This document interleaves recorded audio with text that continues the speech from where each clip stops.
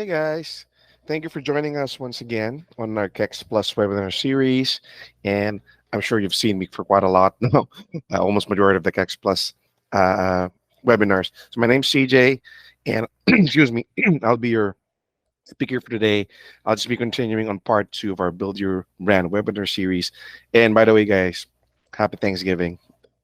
Thank you for giving us some time of day, to listen to this webinar. I mean, it's not like it's gonna take all day, right? But at least, yeah, thank you guys for still joining. But yeah, just a reminder, guys, that this is a revival of a four-part webinar we previously did about 5 years ago, and we decided to revise the content, enhance the content, and this time to reflect the digital marketing industry on how it is now, right? So about a month ago, or about 5 weeks ago, we launched the first part of this series, which talked about creating a premium website. So this time around, we'll talk about how to I'll give you the tips on how to prospect for a lead list, right? Since you already have your site built, right? So again, we just have one rule technically. Go ahead and interrupt me at any time if you feel like there's something you want to ask a question about or you didn't understand. Please let me know, because the quality of this conversation will be determined on your interactions with me and technically what you add in terms of insight. So what are we going to be talking about today? So that's, as you guys can see on our screen, we're going to be talking about the fundamentals of prospecting. Then we'll talk about uh, techniques on generating leads, and of course, how you'll be able to communicate with your leads, right? So let us begin. So why prospect, right? So of course, it is very, very important on why we want to do the prospecting in terms of you have a premium website, you have a killer website. Now, why do you need to prospect, right? I mean, you can just go online and I don't know, maybe buy a list of emails somewhere, which we'll talk about a bit later. But it's very, very important that you prospect, because this is part of your sales process, right? This starts at the top of the funnel, because you want to make sure that you're not going to be talking to everyone, right? Because again, talking to everyone is talking to no one. So you have to be able to determine who you want to be your future customers, and that's what technically prospecting, that's how prospecting will help you. So in sales, you only talk to qualified leads and you generate that again through prospecting. And based on at least a research that we took a look at least part of this conversation, it says that with proper prospecting, on average at least, you should be closing about 20% to 25% of that lead list, right? So that's 50% uh, requiring nurturing, right? And then the other 25% is just outright the leads that don't close, right? So again, that's about 20 to 25% of that lead list will close, 50% will require nurturing, and the other 25% will not close, right? So bad prospecting, right? Or at least prospecting not done right will decrease the chance of the close by about 25%. So technically, you're not going to close anything, right? And you don't, and of course, that's why you don't want that. Or at least, if not decreases by 25%, at least half that amount, so about 12%, right? And of course, you would want to keep your close rate at 20 to 25 as an average, right? And again, that's in any industry. That's at least a good, well, not, of course, in real estate it's a bit lower, but in majority of the sales, I mean the service and product industries, it's also almost always 20 to 25%. Now, let's use car sales as an example, right? So JD Power research says that about 21% of people who do test drives that will purchase the car, right? So that's about what, 2 out of 10 people.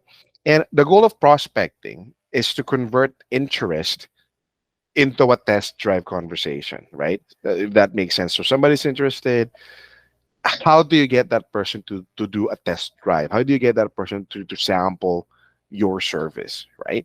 So again, that's the goal of prospecting. The more prospects that you get to agree to that test drive, the higher your close rate can be. And as you guys again seeing on screen, this is really the sales funnel, or technically what the customers go through, right? Or the prospects go through. Of course, there's awareness, right?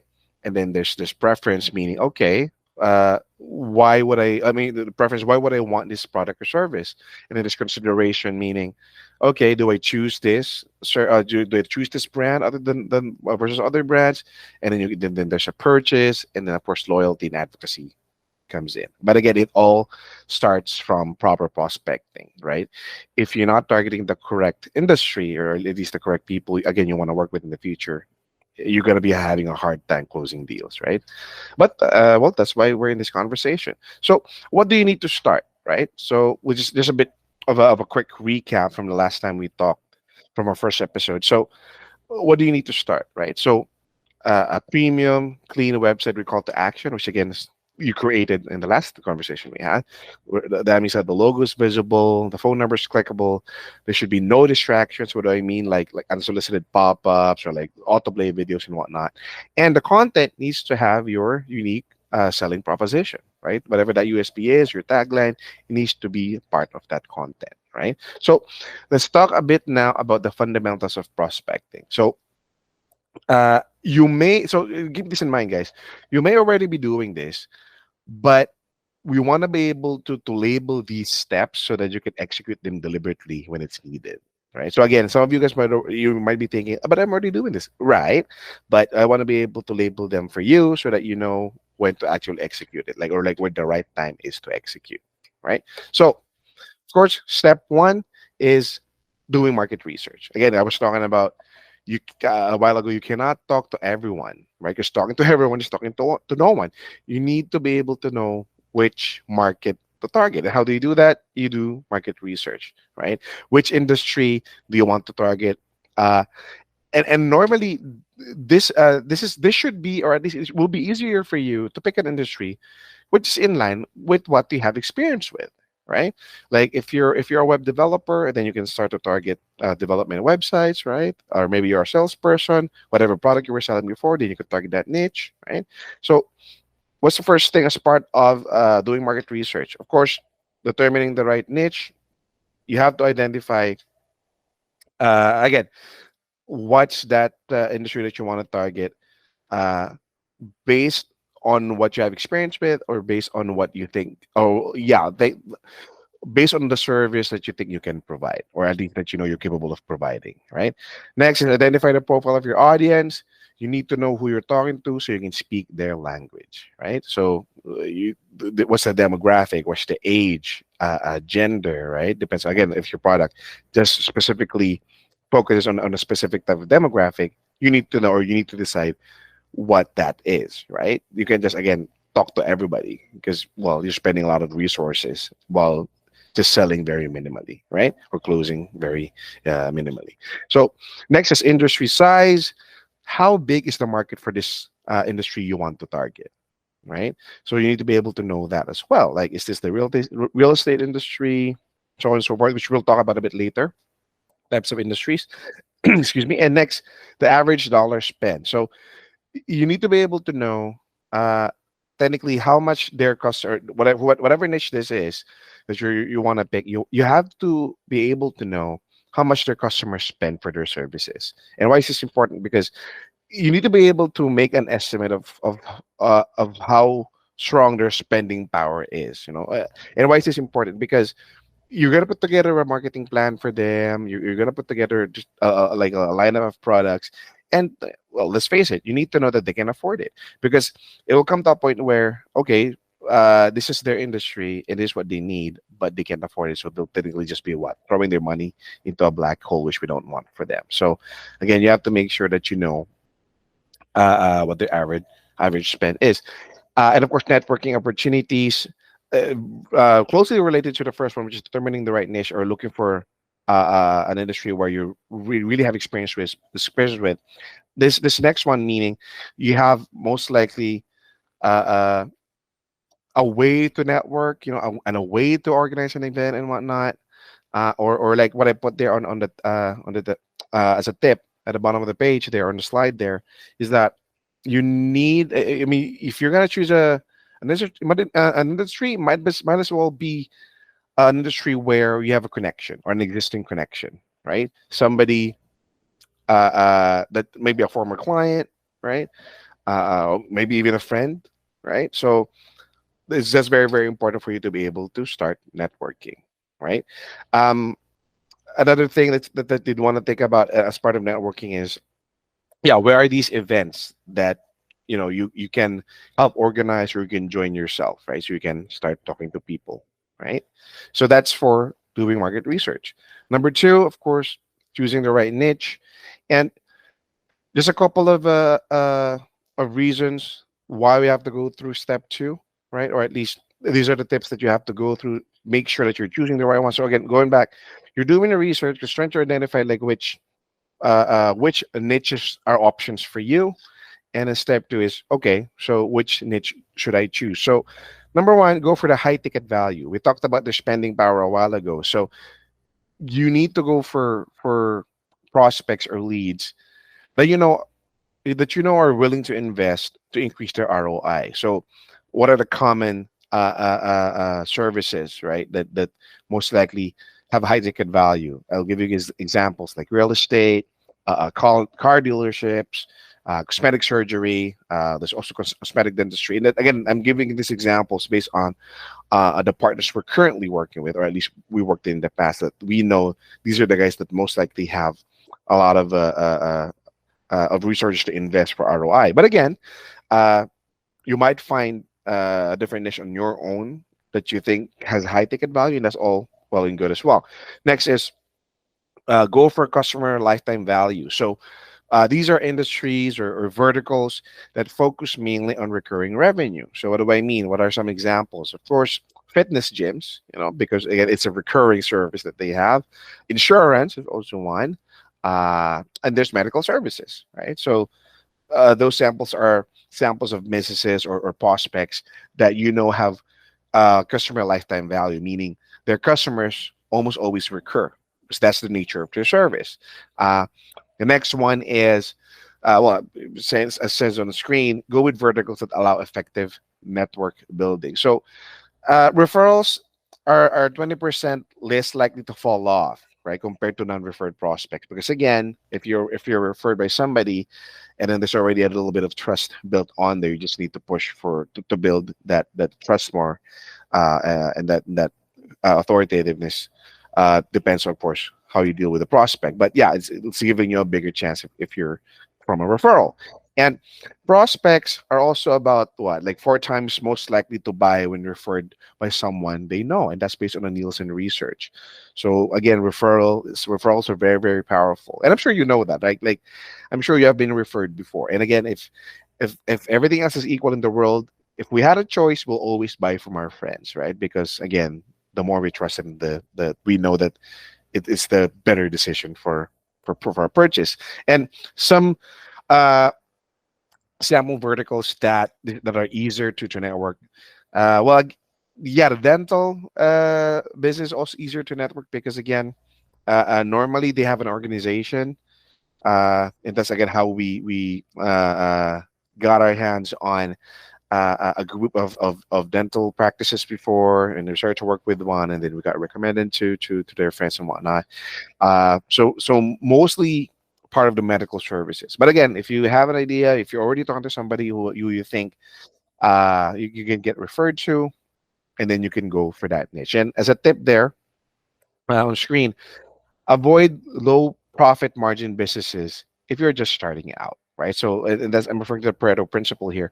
You don't want to spend a lot of time convincing them that digital marketing will work for them and end up what, getting 20% of those people you're talking to, right? And if you go to the Pareto principle, you need to just be spending about 20% of your time and resources and get about 80% of the outcome, right? So we don't want you to spend or to waste your time talking to companies or to prospects that can't really afford it, and then you have to explain really why it's important. Like, marketing is always important, and you need to understand that, right? So go with niches that already know the importance of marketing, right?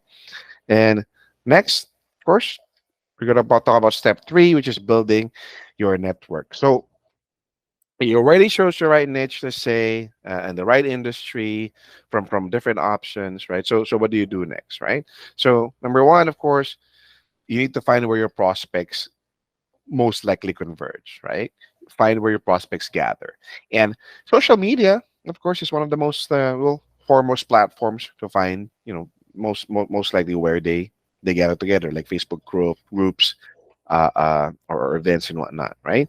So next, let's say you found these events, or really where your prospects gather, and then you have to attend those events or join those groups, right? When you do so, of course, what do? You showcase your brand. How do you showcase your brand in those events or in those groups? You need to be a speaker, meaning somebody who actually promotes a lot of content in that group, right? And when you're promoting your content in that group, you need to be able to highlight your portfolio, right? So this is what I do, and this is what I've done with other clients. Take a look at it, and I can actually offer some information as well. Like, you can be a thought leader about the service you provide or about that brand you provide, and make sure that you offer the value in these conversations, right? You're going to talk to somebody. Make sure that you offer value in these conversations. It cannot be just sales calls or transactional calls, right? You need to be able to give them solutions to issues or concerns they might have, depending on what they need on the business or their business goals, right? So, what does that mean, right? If it's a live event, make sure that you have your phone with you, you have a laptop, right? Install the audit plugin we have on the dashboard. You can just plug in the URL on the tool, and then you can get your audits on the fly, right? If you have a portable printer, print it out, share it with them. And if you have a service level agreement handy, and then you're gonna go ahead and also share that. And I'm sharing this with you because we've had a couple of partners who actually started really small and attended these events, and that's where they start to actually grow. I mean, nowadays they're actually just acquiring um, their businesses. They're that big now. Again, so it's it really starts in networking. Being able to showcase your brand or highlight what you can do in a specific group of people, and then the referrals will start to roll in as well.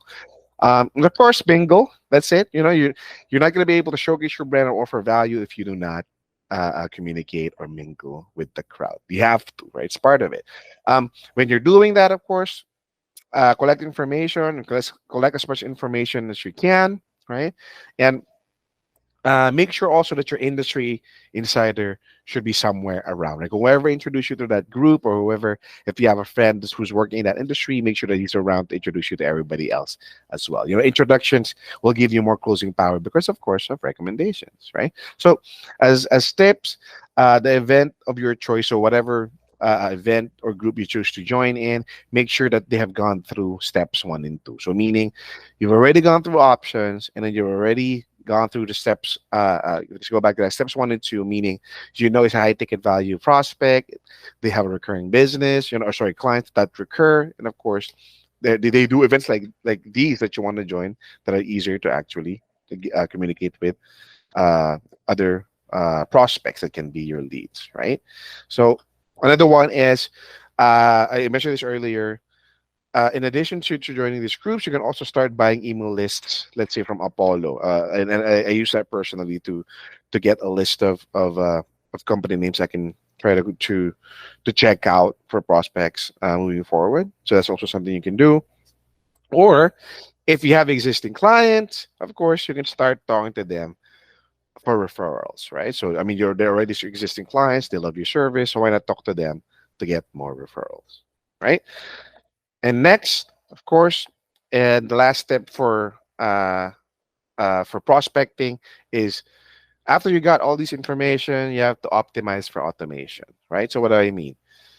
When you have this list of leads or names, of course, it's not just enough that you go to these events, or go to Facebook groups or whatever, or like social groups where you send your content on there, but you also need to be able to send them newsletters or email updates, because that's part of email marketing, right? So I need you guys to invest on an email marketing platform, right? Either MailChimp or HubSpot, right? Uh, as long as it's an email marketing platform that you can automate, right? That you can make sure that, okay, this can be sent to X number of people at a specific time of day, so that you don't have to do it manually. Plus, if you do it manually, email newsletters, most likely Google will flag you, or the account that you're using, because I think you're just allowed to send uh, like a maximum of 500 people in one email a day. If you see that, again, that's when you're not using an email distribution platform, you can easily be flagged by Google as a spammy, or like, a distributor like a spam distributor, right? So once you start doing this, of course, you monitor your performance of the automated emails. What do the open rates look like, right? And the response rates, that's your open rates, right? Like count how many times they respond versus the number of times they open the emails. Aside from response rates, the appointment rates, right? Because you'll probably need to have booking links inside your emails, and how many times where that was that clicked, and of course close rates if they really are willing to buy or ready to buy in that email, or you close them directly from that, and then you need to be able to compute that and track it so that you know what you need to change moving forward, right? So at least that's pretty much for fundamentals of prospecting. Do the research, right? Then choose the right niche for you and your service, and then of course start to build the network in that niche, and then start to optimize for automation. And with the biggest chunk of this is the emails you are going to send them, right? So you've chosen the right niche. You started the prospecting. Now it's time to do lead generation, right? So this conversation mainly is going to be about lead magnets, right?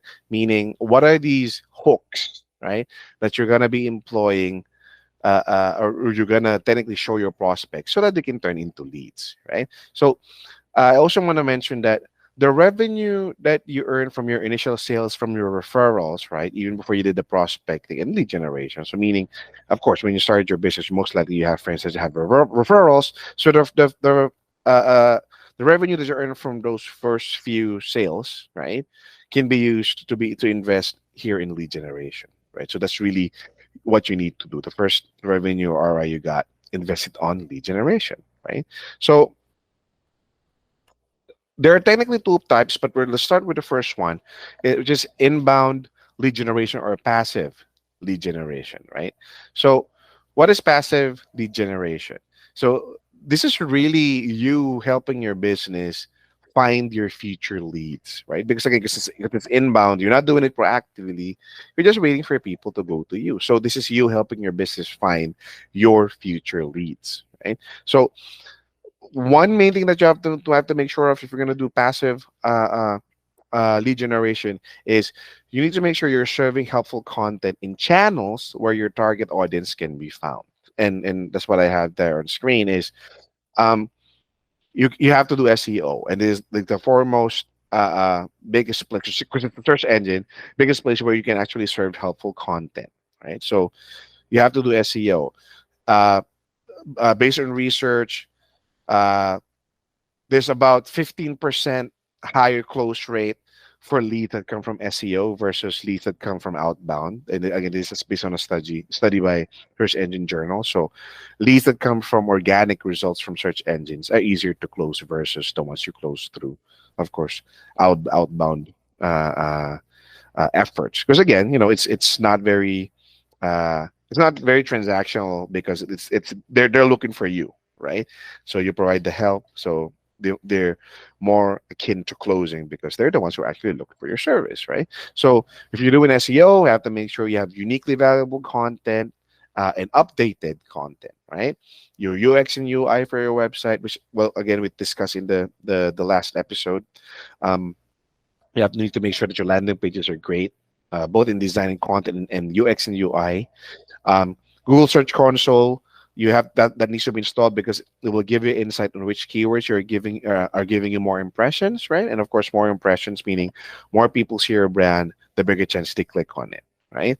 And if you're gonna start an SEO, that can cost you from about $400 to $1,000. So again, if you're starting, just a few keywords, about $400 will do just for you to get all of the content ready in your website, right?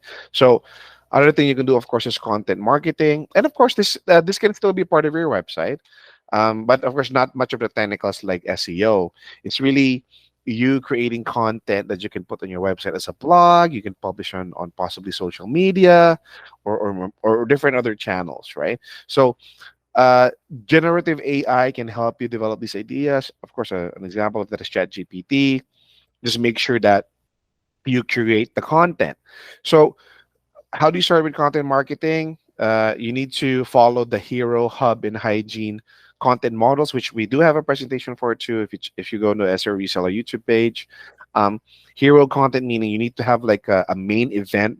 Let's say that you're doing marketing for your marketing campaign for a month, so your hero content can be a webinar like this, and hub content are the emails you send out in support of the webinar, right? And then you have hygiene content wherein you just develop content that's really your constant every month, meaning like tips in your industry or maybe user reviews, right? But you need to be able to create the hero, hub, and hygiene pieces of content for you to publish.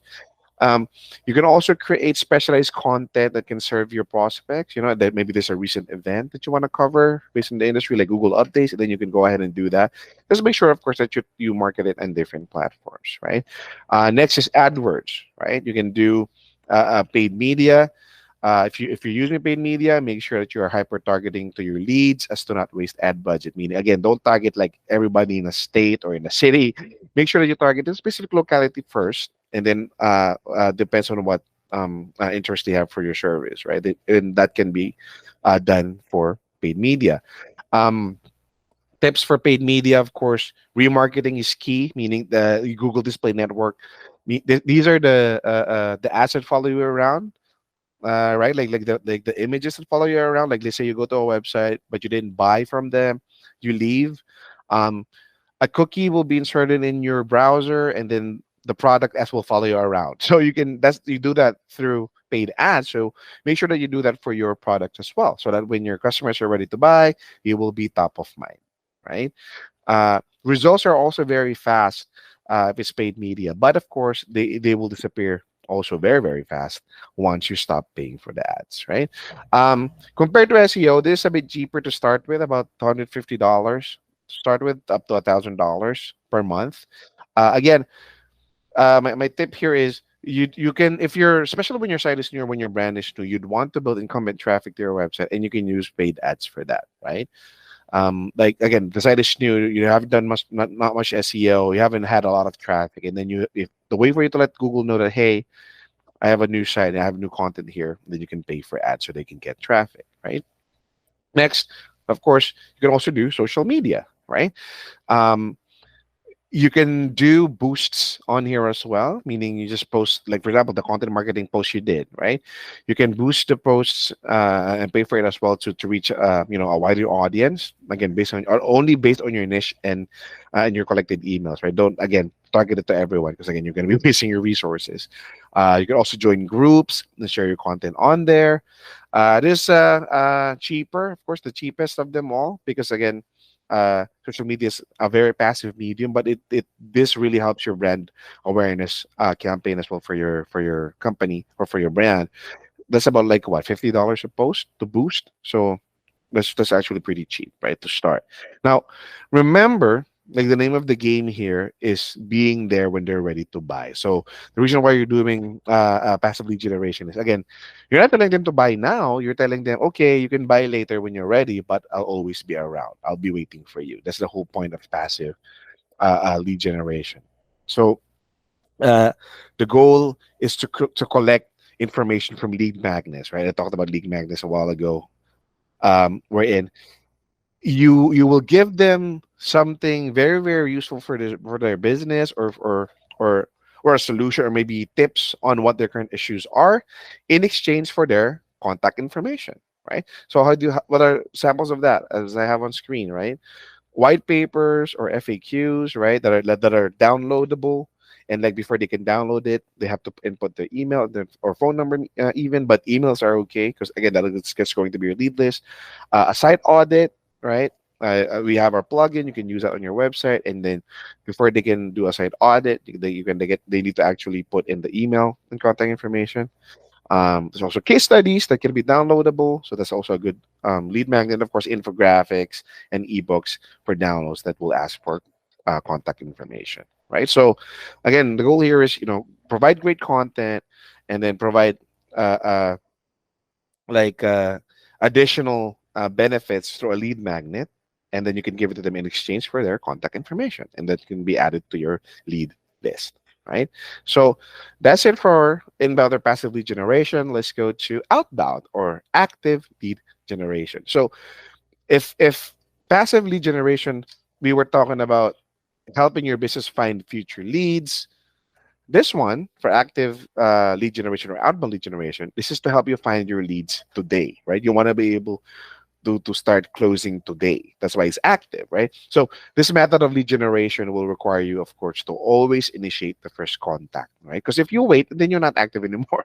You're passive, right? So what are the quick steps on here? Of course, you have to search for the cold lead. So searching for the cold lead, you just really perform a search in Google. Put your niche on there, your industry on there, plus location, whatever coverage of the location coverage you have, and then yeah, you'll start to see a lot of like a list uh, of companies and brands you can start to contact, right? So what, like example, you type in Google real estate New York.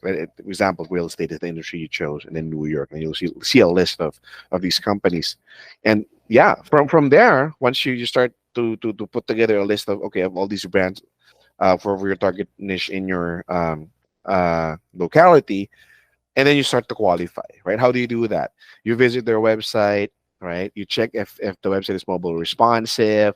Does the website have helpful content, right? You can start to check their social media. Does it exist? If yes, is it claimed, right? And part of the social media is also relevant listings like Google Business Profile, Yelp, Yahoo, Bing, Yellow Pages, right? Do they all exist? If not, and then you can help them create them, of course, with our help. And of course, if they're existing, are they claimed, right? And then this is where you can actually check for reviews as well, user reviews of their customers, right? And then part of the qualification is you need to find the contact information of the decision maker, right? And why is that important? Because you need to be able to talk, you need to be talking to the person that will make the decision to buy, right? Otherwise, then you might be wasting your time, right? Because truth be told, active lead generation will take more time or more resources versus the inbound lead generation, right? So you can also start looking at the social media or the social media that groups that they're part of, and this is where you actually. I mean, part of the steps here is finding common ground. Like, yeah, again, look them up on social media, LinkedIn, what they post about, right? What they're working in. Maybe it's something that you've done before. So, really, just something that you think can really help you in the conversation once you start to talk to them in that cold call, right? Um, like when you get on a call, of course, you have to be ready. Like maybe you have a site audit already. Maybe you know what their website looks like. And that really changes the conversation as opposed to, hey, I just want to talk to you because I'm offering digital marketing services, right? So it's better to really join the call and really, hey, you know what? I want to show you this. I found this on your site, right? So let's say that yeah, you acquired your leads already either through passively or active methods, and then it's time to actually communicate with your leads, right? So you start talking to them mainly. How do you start talking to them, right? Aside from the calls, of course, that you're going to be doing, or maybe emails. So, of course, the first one is called emails or newsletters. And to be honest, since you have researched enough on your leads, right? They're hardly cold emails anymore, right? Again, I'm sure you guys have gotten cold emails before from a certain company, and when you read it, and it when it just says a random message, you're like, whatever, right? But if you get a message, albeit you didn't expect it, you were not waiting for any email, but it has information about your site, about your business, that totally changes the game, right? So make sure that you've gone through all the steps here, collected all the information, and then you send an email, right? And these emails can be several types, as I'm showing on screen. Can be educational. And what does that look like? Some tips, how to's, right? Uh, uh, like let's say that their industry is about if it's a specific industry, you can come in with an email providing education about that, right? Promotional, maybe you have a discount on a service that might help them, again based on your research, right? Content marketing using your three H's, right? The three H's, uh like the hero, uh hub, and hygiene content. So you can use your content marketing on there as well. Industry news, right? You can send an email about industry news. I specifically love making this because it actually captures the educational part of the concept of the emails. And make sure that, of course, a lot of this is automated using your email software, right? Some tips here: the best days to email are Tuesdays and Thursdays because, again, based on research, these are the less busier days in a week compared to Monday, Wednesday, and well, actually, Friday's not so busy, but a lot of people are already on weekend mode on Fridays, so they don't really read as much. I mean, I'm not saying that it's everyone, but at least generally based on research, it's Tuesdays and Wednesdays. Sorry, Tuesdays and Thursdays, and two emails a week max at least. So this is not like social media where obviously if you can post every day the better.